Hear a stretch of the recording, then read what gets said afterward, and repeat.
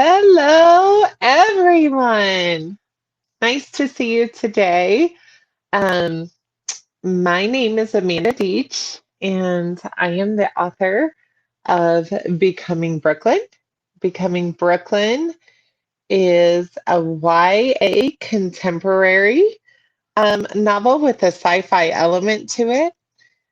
It's about 9/11 babies who find out that their parents who died in the attacks died saving people using their superpowers. And these six 9/11 babies have inherited their parents' same powers. So they go on to West Point to train and hone their gifts and learn how to protect themselves and their families from um, any um, vessel of hate that comes their way. So this is my book. It is my first novel that I published, Self Indie Publishing, on January 5th of this year. And so today we're going to talk about it. I would love to know who's joining us.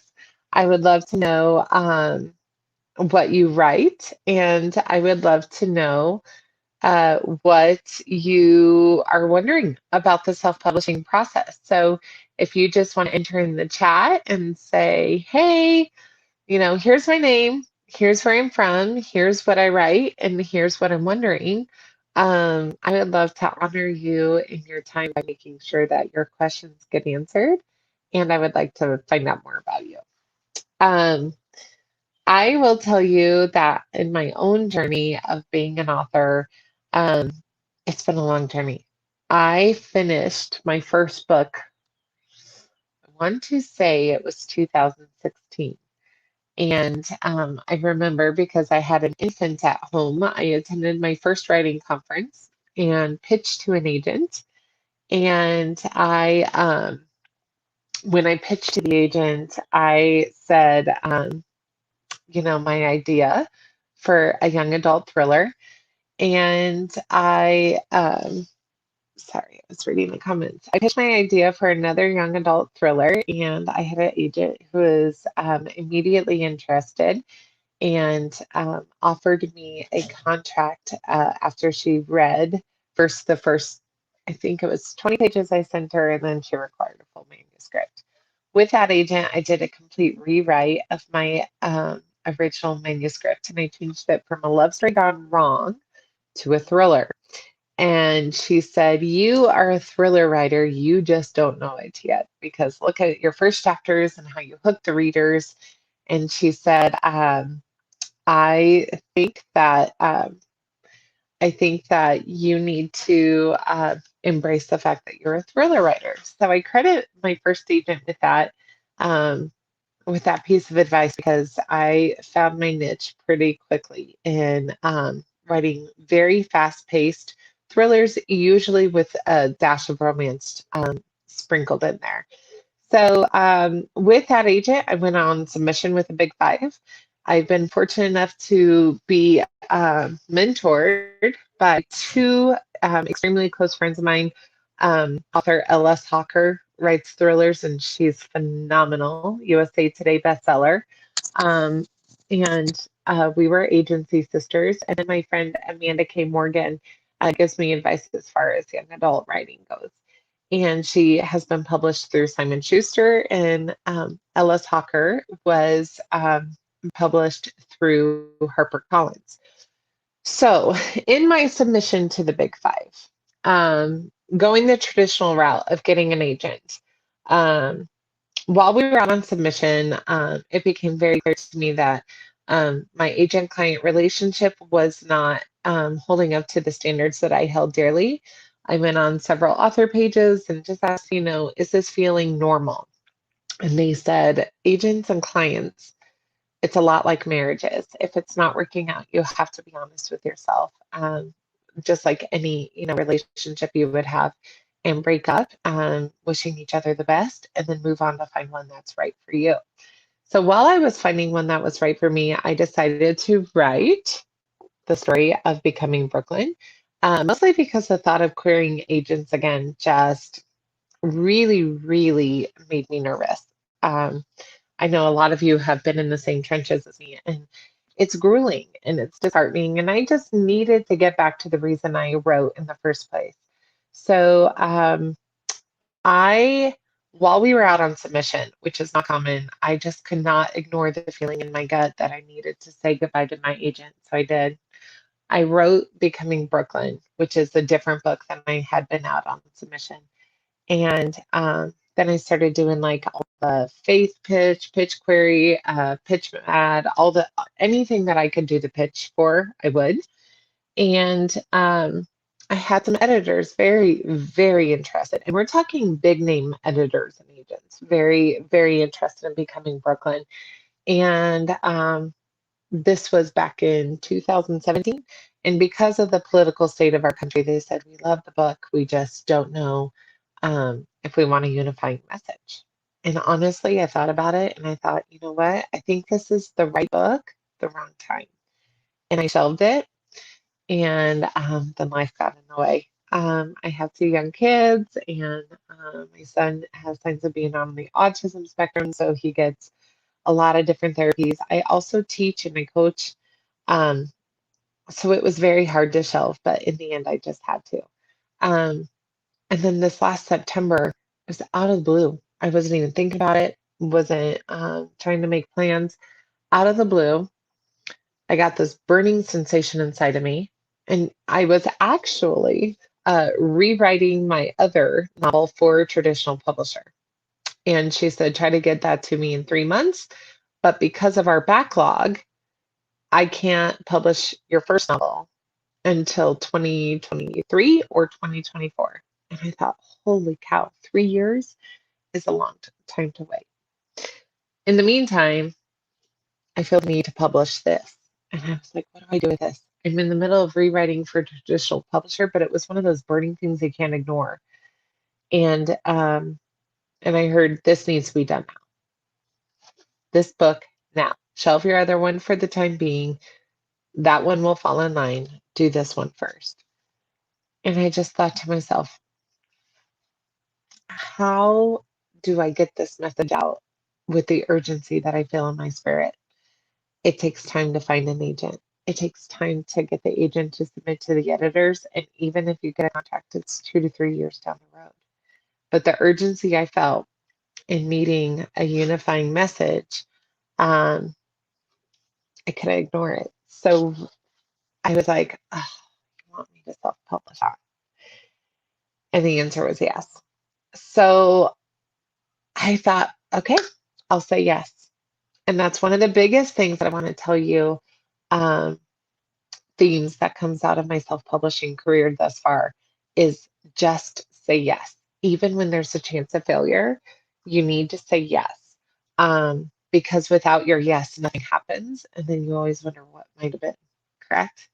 So, um, because I said yes, I reached out to Maddie Dyer and I said, who did your beautiful cover? Maddie, I can't remember what book it was, but it had a dragon and the emblem on the hardcover.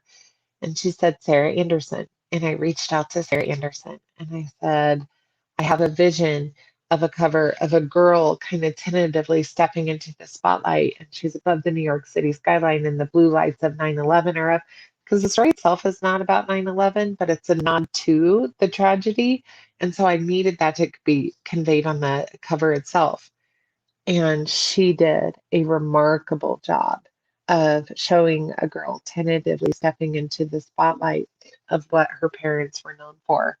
And then the tagline, because there wasn't a superhero element, I wanted to make sure that my cover fully depicted the entire story as much as possible. So because it doesn't show that Brooklyn's superpower is strength, I needed to show it with the tagline that said superpowers are never enough.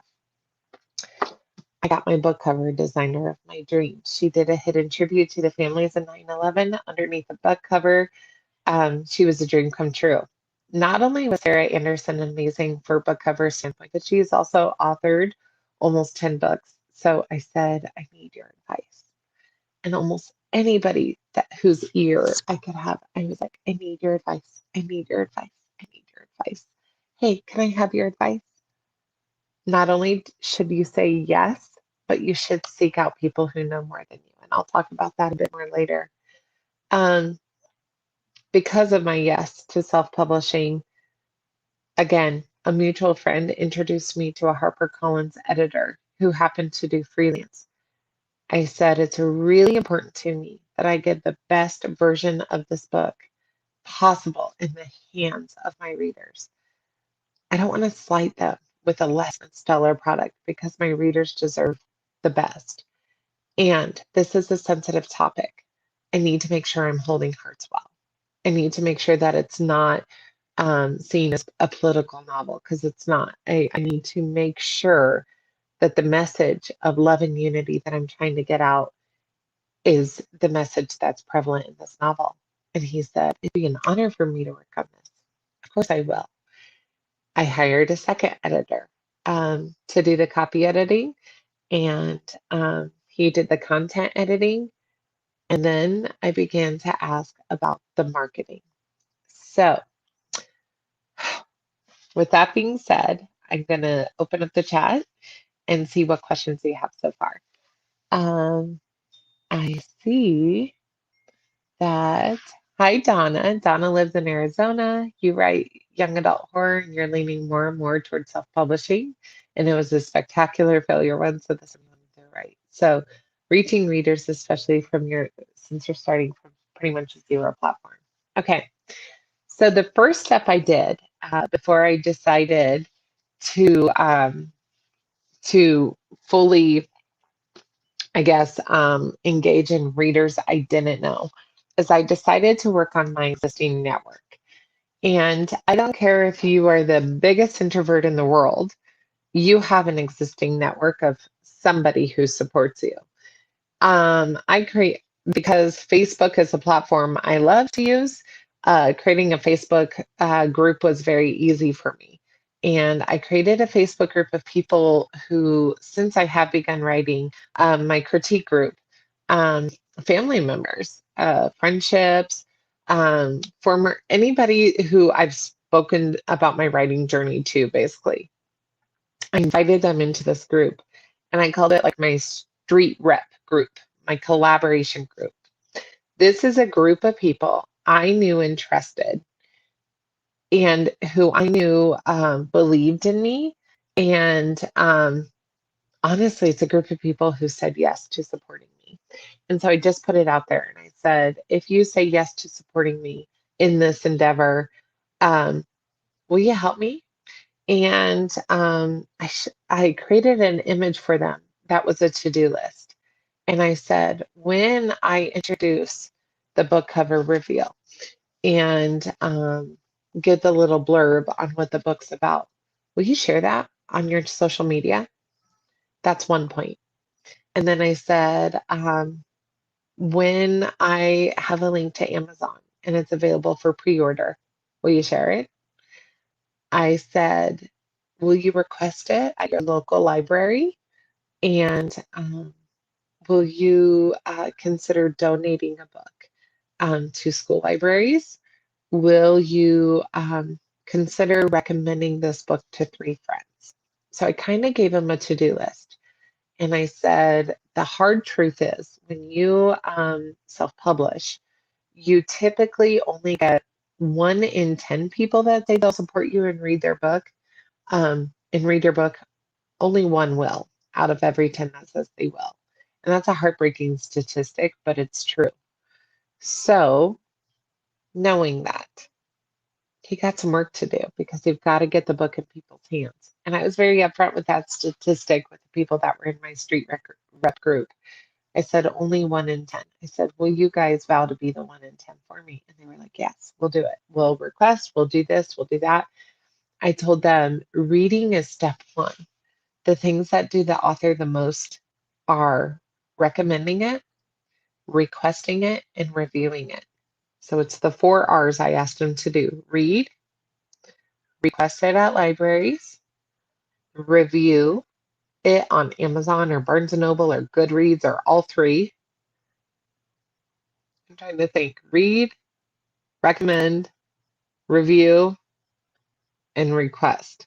Right? Did I do that one? Anyway, those are the 4 R's. And I asked them to do it. And I would say that If I'm being honest, of the people in the group that said they would help, about half of them really did. But it was enough to get the ball rolling to the point where I have over 100 reviews. Um, a lot of them are from people I don't know. And I was actually thrilled to get my first 1-star review because it was from somebody I didn't know. And of course, you click on them, and this person had left several 1-star reviews on books. But I thought, oh my gosh, it's my first like person who's not fully supporting me and is actually out there to critique books. Um, I just want all the reviews and ratings and exposure possible. So that is what I did with my original street rep group. Um, okay, so there's some questions emailed um, for me from Madeline. How do I find critique partners? What's the one thing you know now that you wish you would have known before? Oh my gosh, that's a really great question. Okay, so I found critique partners. Online groups are great for this. Madeline, I keep talking about you, girl, but she went on a group called Kidlit, which is a group based on it just focuses on the inclusive in being inclusive in our writing, on own voices and that sort of thing. And she put out there, hey, I'm looking for authors of thrillers to join the critique group. Let me know if you'd be interested. You can freely join. I know, like, I live in Colorado in the US, and in Colorado, we have Colorado's writers and publishers. If you'd rather meet in person, I would look for local writers to join with and say, just post in a group. Be vulnerable for a second, because if you don't take chances and chase failure, you're going to fail. That's my next point. But I would just post on there, hey, I'm looking for a critique group, whether you write for a living or you write for fun, please join the critique group. And then it's a lot like a relationship where you have to, again, agent client relationship, where if something's not right and something's not working, you have to bow out. I loved my critique group with Mocha and Madeline. They were very, very, very, very good with their critique. They weren't afraid to give me hard truths. And you've got to learn to accept hard truths if you're a writer. And I think Mocha lived in France, Madeline lived in the UK, and I was over here in the US. And we would just email chapters and say, what do you think? What do you think? What do you think? And it helps you perfect your craft. I also have a group of local writers that I just met through conferences and that sort of thing. So I would join as many online groups as possible. You can go to conferences. If you know and you've already networked with any writers, ask them, hey, does anybody have an opening on a critique group? And if nobody has an opening, feel free to create your own.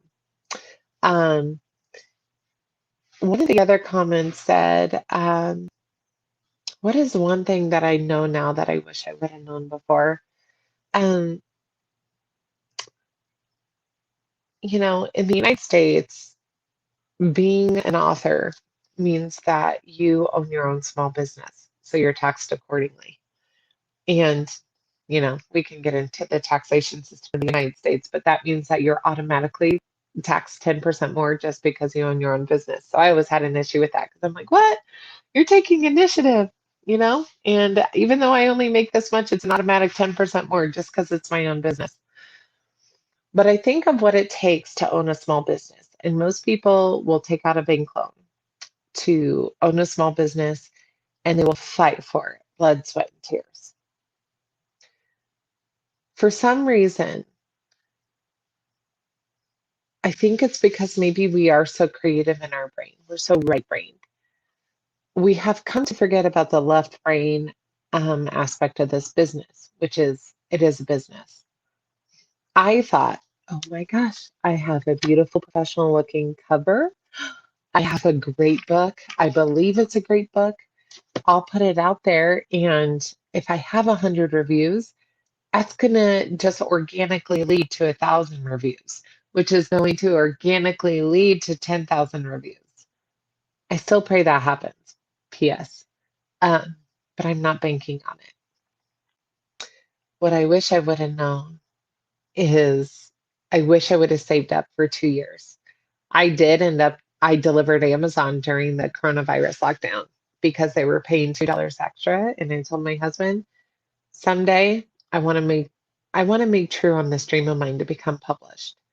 And because I have so many friends that are traditionally published, I knew that even if you're traditionally published, a lot of the marketing and advertising costs fall on the author still. Even the big five, my friends that were published through Simon Schuster and HarperCollins, they had to personally invest quite a bit of their own money and their royalty in sales to marketing. And it came from them. It did not come from the big five. I asked them, how much did the big five do? And they were like, oh, they did, they did the Kirkus reviews and everything else that is nice to have. But as far as that extra step of marketing goes, they had to do that. So then I think if I were opening up a restaurant, I would sit down and I'd say, realistically, I need to take out a business loan to live off of for 6 months because it's going to take 6 months to get this going, right? What I wish I would have done, because I've been kind of trying to fund as I go, is I wish I would have put in a healthy savings into the book and treated it more like my small business, where I needed to advertise, where I needed to get the word out, maybe use more Kindle advertising, social media advertising, whatever the case may be. I needed to have a fund in there to fail, meaning sometimes you spend $75 on a Facebook ad and you don't get that money back. So you have to tweak the algorithms that you use to get the ad working. And I haven't found one yet. I know that'll be somebody's question. Ooh, what algorithm works? Fact is, it's different for every book, which is why not many authors know um, what the magic formula is. You kind of have to find out what works for your particular book. Um, I wish I would have invested more in giving more away. Um, So basically, what I wish I would have done different is I would have saved. What I did is I saved for two editors and a book cover designer. And I figured I would market as I go, meaning after I sell the initial amounts of books, then I would continue marketing as I go, like use that profit and then use the money from that profit to market. And I wish I would have built in the marketing funds into my budget, just like I did the editing and the book cover design. I hope that makes sense. Um, there was another thing that I mentioned that I wish I would have known. Oh, about pricing. So my book was released January 5th, and I decided to let it be available for pre-order on Black Friday for 99 cents. What I wish I would have done is had it available for pre-order at full price on Black Friday because I didn't at that time have an audience of or readership. Only my friends and family really knew about the book and what I was posting on social media. They would have supported me whether the price was 99 cents, $1.99, or $3.99. And I remember having almost 400 book sales after Black Friday. And my friend told me, why'd you only have it for 99 cents? We would have supported you for more. And I thought, holy moly, guacamole. I think she's right. If your core loyal group will support you for just a couple dollars more a piece, that would have changed my budget for everything else. So what I wish I would have done is initially debuted at full regular price. I would have never made the mistake to outprice it. Like, you know how some self-published authors will be like, I'm not going to sell that many books, so I'm going to have it available on Kindle for $9.99. I would definitely still price it competitively with other like books, but I don't think I would have underpriced it into sale mode right away. Not during the debut. Eventually, yes, I would have done a sale, but I should have debuted at full price. So those are two mistakes I made that I wish I wouldn't have made. Great question. And I feel, is there anything else? Ooh, good. Okay. Um, how much weight do I put on mailing list? Okay. So I myself have not done a mailing list, but I should tell you that I do have training in sales online. So I'm not afraid to put what I call attractive marketing out there for my book. That means what attractive marketing is there's like a message within the message of, hey, buy my book, there's a different message. So, for example, if I hear about a woman showing admirable strength in childbirth or whatever, I can list the article and I could say, I love strong girls. Um, and the thing about women is not only are they so strong, um, in the leadership of their house and juggling work and all the things that it's come out that women have had to do in the pandemic that isn't necessarily a pressure that falls on a lot of men, um, just because of cultural stuff.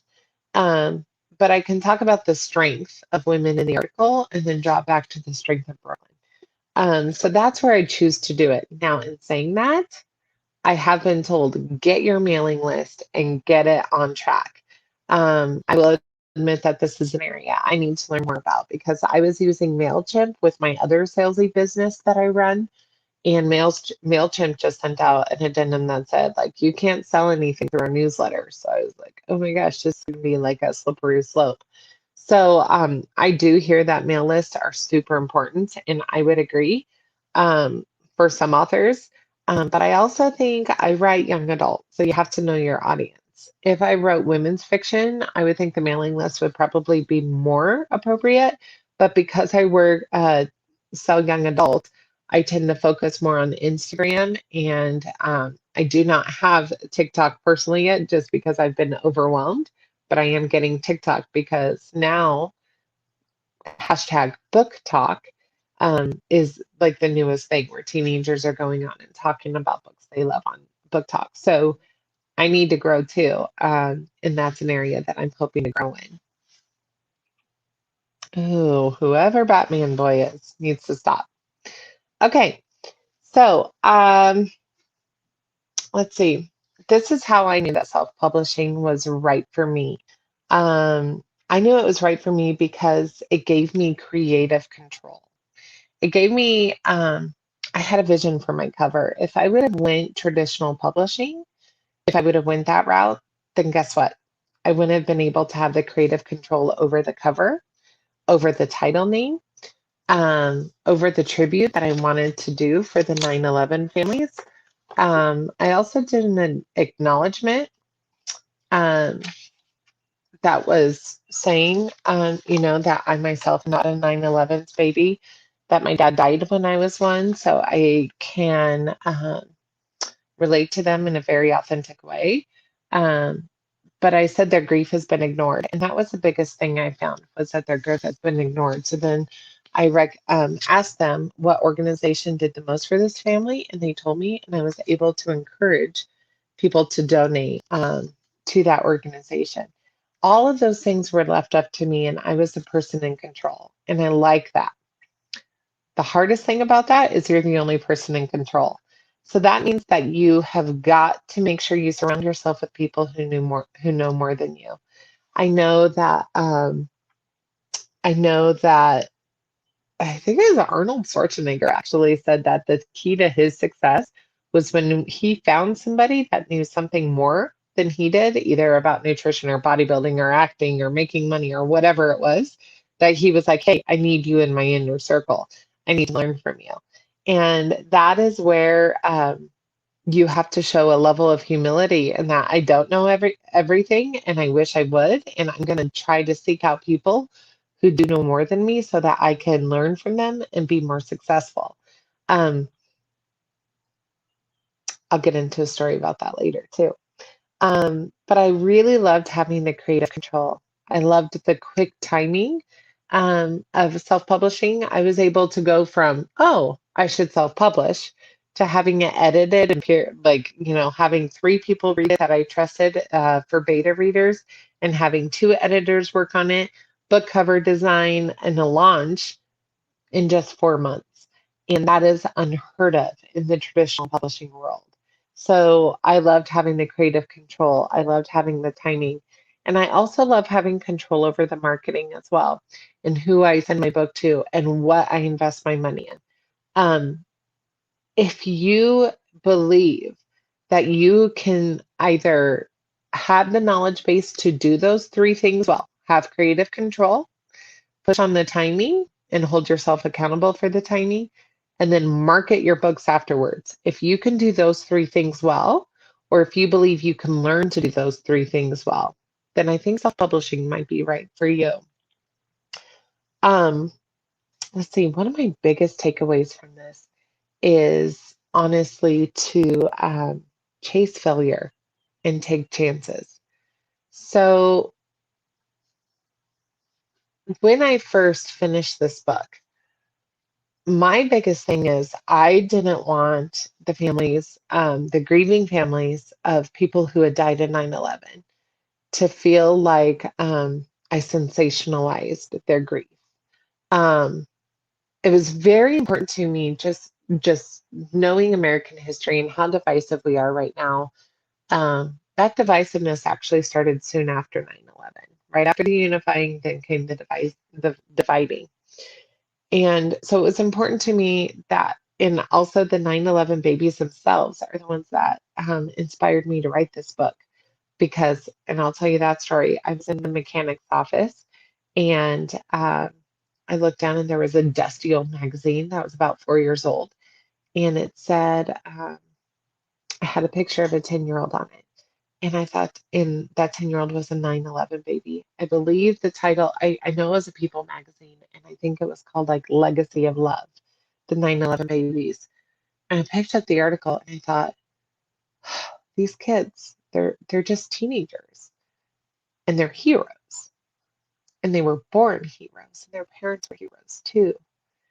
And then the whole superpowers thing came to mind, whereas it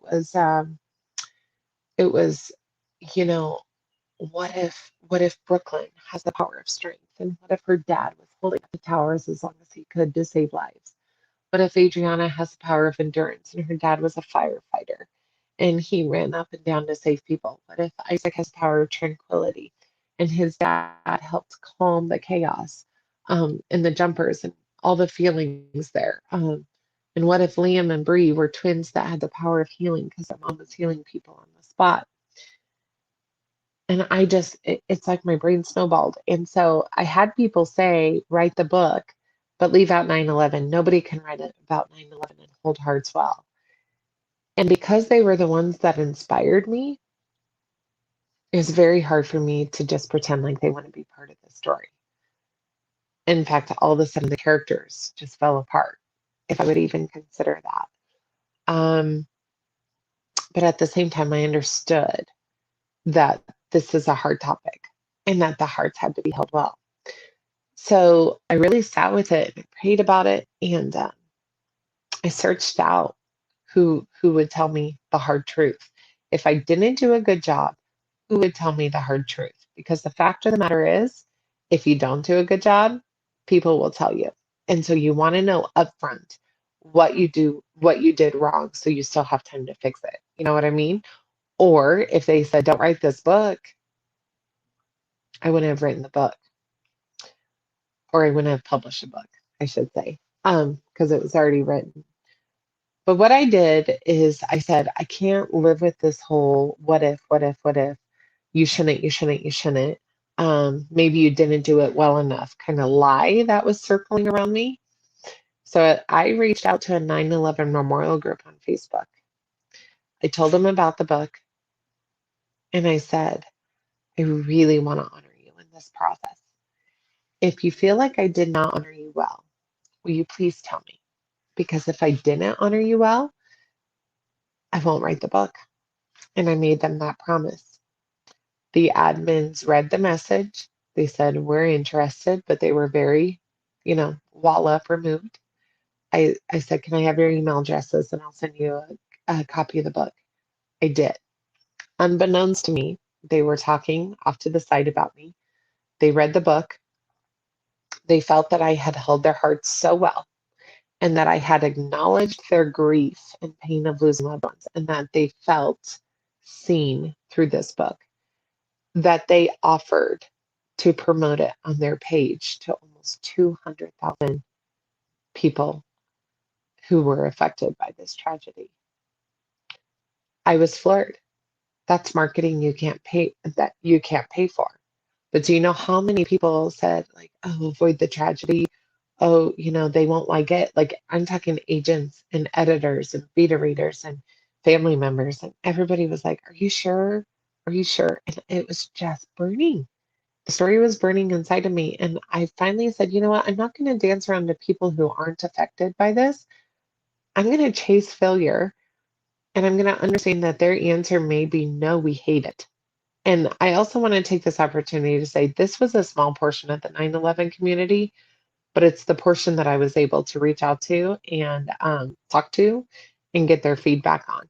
And so I fully understand that some people in the 9/11 community may still not like the book. I understand that. But what I heard was do what you can. And I reached out to the people that you know, that were admins of that group. And I said, I'm just going to look this potential failure in the eye, and I'm going to say, okay, you tell me. And maybe your answer's no, but maybe it's yes too. Unfortunately, not only was their answer yes, but then they promoted it on their page. So, one of the things as a teacher that I try to teach my students is to chase failure. That's the difference between what successful entrepreneurs do and what dreamers tend to do. Dreamers will dream. They'll have they'll have huge visions for what they want to accomplish. And this is also a sign of giftedness. Most writers and creators are gifted in their field.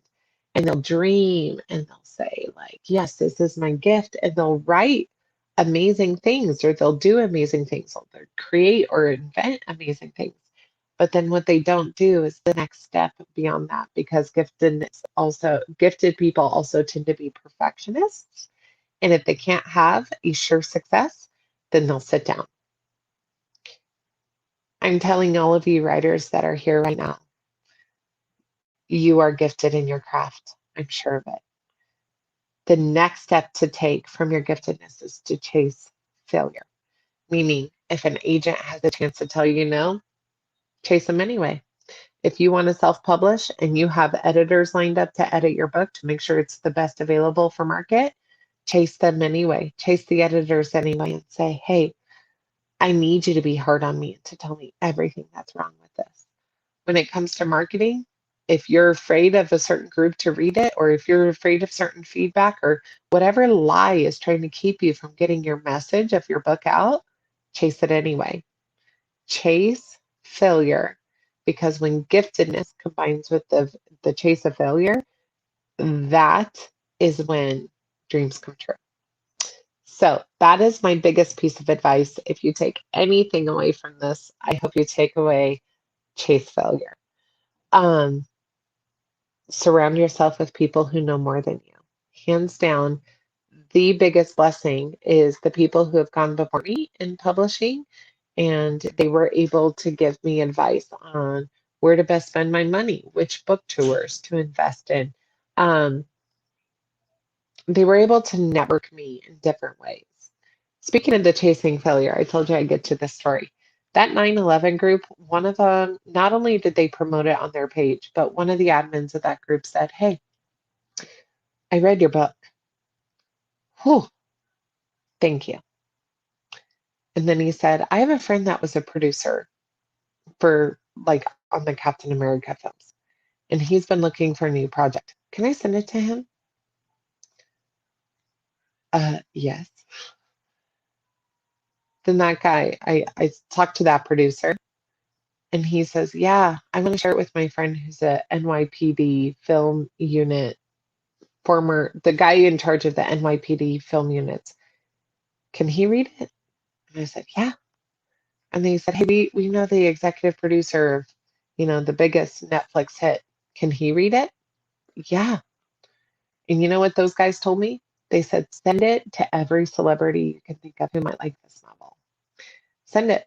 So find their fan mail address, find their agent's address, however you can get it in their hands, send it to them. So I ordered 20 paperbacks and I sent it to everybody I know. Has that come to fruition yet? No. But it's that concept of chasing failure. I don't care if a person I sent it to ends up reading this book and says, not for me, and throws it to the side. I'll chase that failure more than I will being timid and saying, ooh, what could they ever do for me? A lot of disruption in the best plans for our lives happen because we start to believe that we are failures if we're told no. Instead, chase a failure, and every no just takes you to is the next step to when your yes will actually come. Because I chased failure by sending it to that 9/11s group, um, I've now signed shopping agreements with producers. That never happens with somebody who has not made any bestseller list and who is self-published at this stage of the game. It is literally because I have taken chances and risks, and I've said yes to chasing failure. So write that in big capital letters, chase failure. And surround yourself with people who know more than you, who can advise you to chase failure. And if you did fail, that you can go to and say, hey, why did I fail in this case? Can you help me out? And then they can give you their wisdom and their advice. Um, Here's another one. Say yes to every exposure opportunity. That means that my principal at my elementary school said, hey, will you come in and talk to the kids about the book writing process and how you thought of your book and how you came to publish your book? I write young adult. The kids I teach are not going to be reading this. And yet, I knew that we were in the age of COVID, that their parents would be watching. And I said yes to that exposure opportunity because I said, okay, someday the kids I teach will be teenagers and their parents and older siblings are watching. I'm going to say yes to that exposure opportunity. Um, I've said yes to small book clubs, small, like family style book clubs. I've said yes um, to sending it to the Tunnel to Towers Foundation for the 9/11 families. I've emailed independent bookstores. I have emailed libraries in New York City. I've emailed local libraries here. I have said yes to anybody who says, hey, do you want to talk about your book? I don't care how small it seems at the time. I say yes. And the reason I say yes is because, like, approaching that Facebook group of 9/11 memorial groups, that was a very small thing I did. Like all I had to do was say contact admins, send them a quick message. That's all I had to do. And yet, because I did that small thing, it led to some very big things in my career, if that makes sense to you. Um, and the last thing I'll say, and then I'll leave some time for questions. So if you have any questions, you can start putting them in the chat. Just make sure that pervert boy is off and is not talking. Um, the last piece of advice I'll give you is say yes to more books and series. Um, the biggest lie that I'm fighting right now as an author, and I'll be very real with you, is you haven't even made a lot of money from this book yet. And you're telling me you want to write a sequel to it? What a waste of time. What a waste of energy. Blah, blah, blah, blah, blah, blah, blah. First of all, this is where our creative brain can take over. And my creative part of the brain can tell my business side to shut up for a second because I know these characters and they are very real to me and their stories need to continue. Their story is not over yet. And nobody else can put out their stories but me. So it's not like I can look and say, can somebody else do it? I'm the only one that can do it because I was the one trusted with their story. I have to be the one to get it out. When you say yes, even if I said yes to a different book without these characters, when you say yes to more books, if somebody falls in love with one of your books, they'll buy two. So the smart business thing, creatively, you owe the world your stories. They need them. They need them for entertainment. They need them for escape. They need them for hope. They need them for conviction. They need them for persuasion. They need them for information. They need whatever you have to bring, right?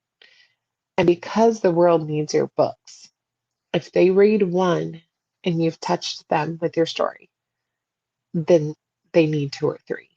And business sided, if they're buying one book, then they might as well be buying two or three books, correct? So I would say yes to more books, say yes to more series, because not only do you owe it to the creator or the characters that live inside your head, but you also owe it to your business side, where instead of making money off one book, you can make it off three because if people fall in love with one, then they'll purchase more, if that makes sense. So let me do a quick recap and then I'll just leave some time and space for any questions you may have. Um, self-publishing is right for you if you want a book out there in a short amount of time and you don't want to wait 2 or 3 months. If you know that you want the creative control over the end product of your book, over the book cover art, over any author's notes or dedications or whatever. If you want creative control over everything and who you hire to be your editor, who you hire to do these things, then maybe self publishing is right for you. Also, if you can say yes to chasing the failure in marketing and say yes to relying on a core group of people first to launch you that you trust, then it might be right for you too. I want you to surround yourself with people who know more than you because you're never going to know anything. Somebody just asked a question about mailing lists. I don't know anything about that. I'm going to be very honest about that. Do you also know that when I get done, I'm going to mail my or text my authors and author friends and say, hey, what can you tell me about mailing lists? And does it make sense for you? Um, Say yes to every single exposure opportunity, no matter how small it seems. Even if you reach one person, that one person might always be the right person to introduce you to numerous people.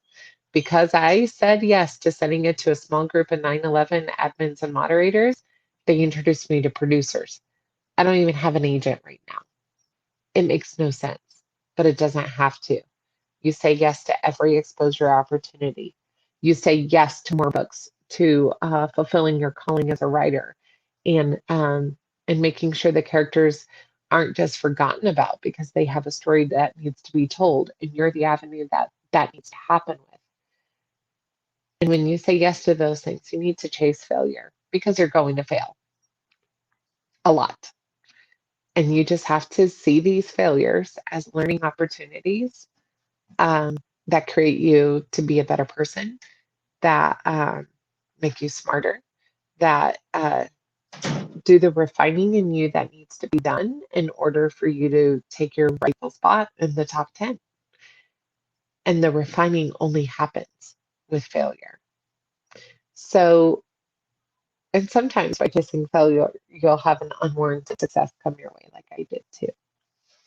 So, those are my big ahas. And please remember, I'm switching over to chat right now because I would love it if anybody had any other questions. I would love to ask them. I don't see any on private chat. I don't see any on comments yet. So why don't I take a little bit until I see some stuff come up in chat. Um, I will tell you that you can buy Becoming Brooklyn anywhere online. If you guys wanted to know you probably do want to know my process. I published the paperback with the same ISBN number. I purchased ISBN numbers through Bowker. I did 10 at one time because it was a lot cheaper. And an ISBN number goes towards an ebook file for Kindle, a paperback, and then a hardcover if you choose to do a hardcover. So you need at least 3 for each book if you want to do the hardcover as well. And I used the same ISBN number through Kindle Direct Publishing as I did Ingram Spark. And I did that so that people could order my book on Amazon Prime and get it next day. People initially I did it with just Ingram Spark and people were ordering through Prime and it was coming like 1 or 2 weeks and people have been so conditioned with Amazon Prime in getting their book in a short amount of time that was like, why is it taking so long? So I decided to order both. And so I have it on Ingram Spark so that Walmart, Target, any bookstore, anywhere can order through Ingram Spark and have it available on their website and on the shelves of their bookstore. And then I have it available on Amazon through Kindle and also through paperback so that they can get it quickly in the mail if they want it quickly in the mail. Um, but I will just read the blurb on the back to you and just tell you, I think right now it's $6 on Amazon if you wanted to pick it up, if you want to refer to friends. I will say that the 20th anniversary of the 9/11 attacks are coming up in September, and I'm working with a few people right now to see if I can have a portion of the proceeds go directly to the families that need it during the 20th anniversary of the attacks. I'm also in the works talking about other educators wanting to educate the kids on the attacks but do it in a very sensitive way, holding hearts well of everyone involved in the process. And so we'll be doing that for the 20th anniversary as well. So if you know a teacher or a parent who's like, hey, what can I read with my kids to talk about the attacks and how it affected everything? I think this book is a great tool to do that with. Okay, I'm going to read you the blurb on the back. It says 18-year-old Brooklyn never knew her father. Rex Blackburn died in the 9/11 attacks 4 months before she was born. And even though she never met him, she always dreamed about what he must have been like before he died. In her mind, he was a hero. Little did she know. After an attack at a 9/11 memorial gala, Brooklyn learns her father had been a member of an elite anti-terrorism military task force made up of a very select group of people who had superhuman abilities. On the day the towers fell, he died using his power to save people. The Army believes she inherited his gift, and Brooklyn is invited to train at West Point in order to hone her skills. Knowing deep down she is different than anyone else her age and wanting to learn more about a father she never knew, she readily agrees to become a cadet at the prestigious military academy. She and 5 other 9/11 babies strengthen their superhuman abilities and spend weeks preparing themselves for their future in the Army, fighting terrorists at home and abroad. And in the process of training, they identify with their deceased parents in a way they never knew they could. Brooklyn knows she'll go to war Sunday, but when the terrorists find out about the group's gifts, they don't bother to wait. They bring the war to West Point. Um, a big theme of this first book is that hate is the spirit you partner with, and hate isn't just grown on foreign soils; it's also homegrown too. When we partner with lies, and it leads to anger and fear. That can lead to hate, and that can lead um, to terror and destruction, and not good things. So that's the theme of this one. I am currently working on the sequel, and in the sequel, the Crest members go international and they meet. So like it's interesting just where Brooklyn's at. I think it's the implied American exceptionalism, and then they meet international superhumans that challenge that notion, which I think is so needed. And leading the way is a nonverbal, autistic, gifted superhero, which is near and dear to my heart, teaching at a tier 3 autism school and having a son on the spectrum. Um, and he has the power of, he's a seer and he can see the good or the evil in people. And he ends up helping save the day. So, um, gosh, I love these characters. Thank you for letting me share them with you today. Um, I love the fact that now these characters can be read about and that a hopeful, loving message can be spread throughout the world. Um, but don't, I know some of you are probably like, she keeps talking hope and love. Don't forget that it is also very much a page turner. That's just the theme at the end. I also have it very much thrilling. You never know who done it and who's after them. So yeah, I'm going to check the chat just more. I don't see any other questions that I missed. So, Madeline, I think we're done. Yeah, that was really good. Thank you. You were so informative with that, and so much great advice as well. So thank you so much for joining us for this masterclass. Thank you, Maddie. If anybody has any questions, they can always go to my website, amandadeich.com. Here's how you spell Deich, Deich. And my email is listed there, and you can email your questions. And I would love to help any writer out there. Wonderful. So thank you again. Okay, thanks, Maddie. Thank you, everyone.